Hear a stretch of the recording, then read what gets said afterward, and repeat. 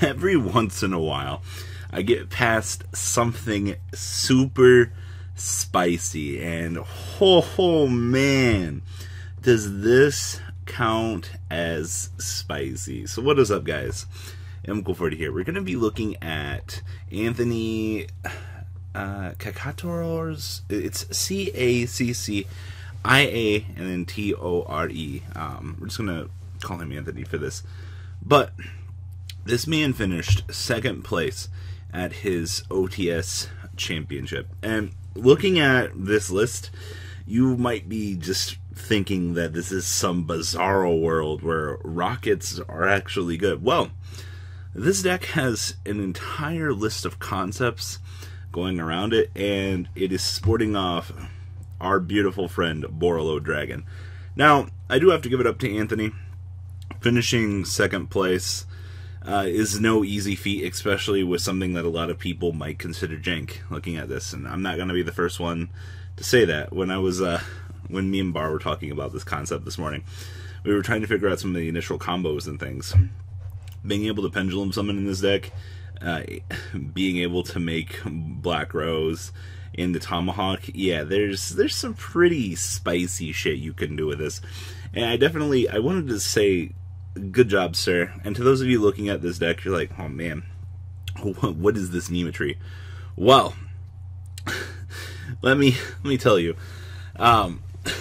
Actually, I don't know what there is to really tell you. This is literally just Rockets at their finest, is sporting off the Destrudo engine with quick access to Tomahawk. There's not really much else to point out about this. I can definitely tell you that, like most decks, if it looks bad on paper, it's going to flow absolutely beautifully. I think we're having that case be the same here. One of the things that Anthony did point out, Saruja is very important for fixing your bad hand scenarios. You have to remember, Tomahawk literally makes Saruja, which will fix those scenarios, and it's definitely very important to get to that. So let's dig into the deck profile, shall we? 1, a Stun Rokket, Anesthesia Rokket, 2 Armageddonite, 2 Ash Blossom, triple Astrograph Sorcerer, 2 Auto Rokket, triple Chronograph, 1 Destrudo, triple Magna Rokket, 2 Metal Rokket, and 1 Shell Rokket, along with 2 Dark Worm, and then 1 of each of the gates. Spells: 2 Allure of Darkness, 2 Boot Sector Launch, 1 Dragon Shrine, 1 Foolish Bro, 1 Monster Reborn, triple Quick Launch, 2 Scapegoat, 1 Soul Charge, triple Squib Draw, and triple Torrential Tribute. Now, like most of the decks you look like, a lot of you might not be aware of what the Rokket monsters do. Well, basically, a Stun Rokket, when a Link monster effect is activated that targets this face-up card on the field, you can destroy this card, then make 1 face-up monster on the field unable to attack.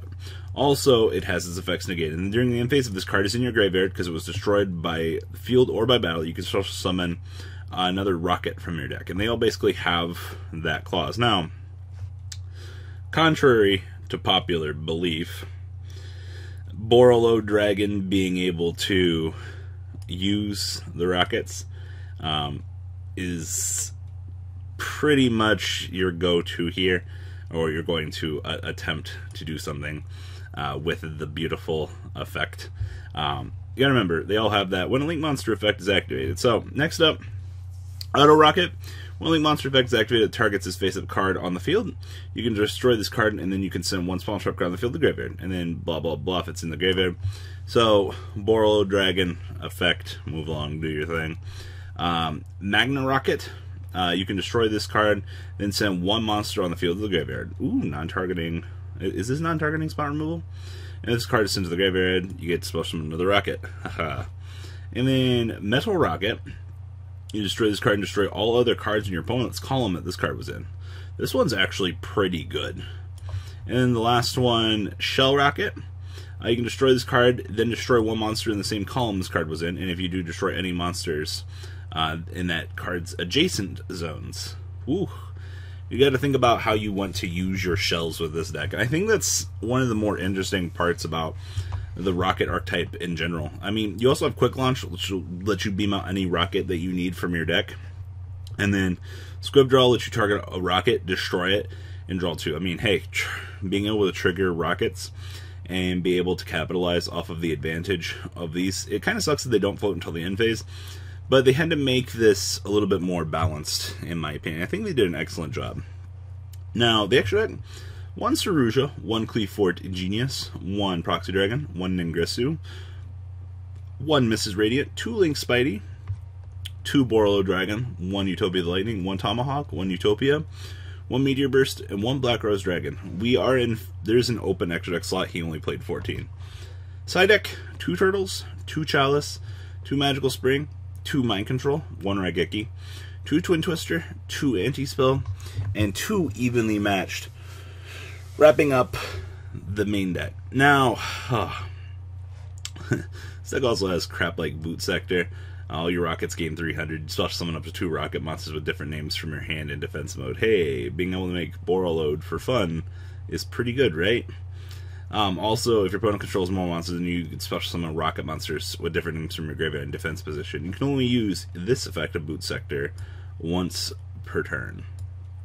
Card's pretty broken in its own right. Now, let's get into the tournament report, shall we? Round 1, this man played against ABC Ojama. He won 2-1. He said game 2 he couldn't beat Ojama Party. Evidently, Ojama Party is a very real card. I didn't even know that this thing actually existed. I'm kind of curious to see what it does. Evidently, Ojama Pajama, an armed dragon monster and or light machine fusion monster you control will be destroyed by battle or card effect. You banish 1 Ojama from your hand face up and during your main phase, you can add an Ojama, and if this card sends a graveyard special, summon as many banished Ojamas as possible. Oh god, he literally said he had an Ojama Party. And game 3, his opponent couldn't handle Borolo Dragon. Yeah, sounds about right. Round 2, he 2-0'd Pendulum. Game 1, I was able to Black Rose and then make Tomahawk into Yugioh, and then killed him with Astro Chronos Yugioh. He forgot the exact sequence. Game 2, he locks his scales and got hit by Magical Spring. Oh my god. Value. Don't you love when your opponent tries to make an attempt to use their scales and you're just like, haha, punished. Round 3 was against Masterpiece deck. He said he doesn't remember much, but Masterpiece can't deal with a late game Borolo Dragon. Yeah, I know a lot of people disagree with that statement, but when you look at Masterpiece as a deck and being able to try to handle the things that it does, Borolo Dragon just pretty much shits on your day, especially the later that the game goes in terms of generating those particular advantages. Round 4, he lost to Pendulums. Game 3, he opened the stones and he didn't have enough to deal with it. It happens. It's not the worst considering the build. Top 8 and top 4 was against ABC. He said that those were easy, and then he lost in the finals to Metal Foe True Draco. Yeah, seems pretty much how it works. If your deck can't generate a Borolo Dragon, it's not really a lot you can do. I mean, it is your go-to boss monster for a reason, and taking advantage of the usual scenarios from the deck. I get it. Basically, the point of this deck is to get Tomahawk as fast as you can to make Yugioh to fix your hand, or Boroload. Their spell cards are really good, and if they had a easier way to make Boroload, this deck could be insane, as it can be a little slow at times, which is true. Their field spell late game is like a Soul Charge. Actually, that is very true. If your opponent just has more monsters, you can field spell bring back as many as you need to. I think that's honestly one of the coolest things about this deck, though, is we're still getting support, and to see this deck doing anything in the current point in time is actually really awesome. And I gotta give it up to Anthony. Seeing this deck in its full glory, getting the chance to talk about this deck is very cool. So, what do you guys think about this deck? I know there should be some sort of sparked innovation out there by a few people, and I hope those of you that want to try this, you will actually get your feet wet and succeed with this, because this is what Yu-Gi-Oh is about. This level of innovation, this level of fun right here, whew, this is the spice that we all come to fucking know and love. So guys, leave a comment down below, tell me what you guys think, and I hope that you guys enjoyed this deck profile. Alright guys, I'm out, and once again, congratulations, Anthony. The ride never ends, guys. Make sure you enable those notifications to get the latest videos that are being posted on this channel. Make sure you guys check out VanCole40 for my Cardfight Vanguard channel, and join me and House of Champions on the Zodiac Duelist TV Twitch stream. We'll be interacting with our audiences. And please check out No Limit Gaming and LGTCG.com for the cheapest trading cards on the market. Thanks for watching, guys, and please have a good day.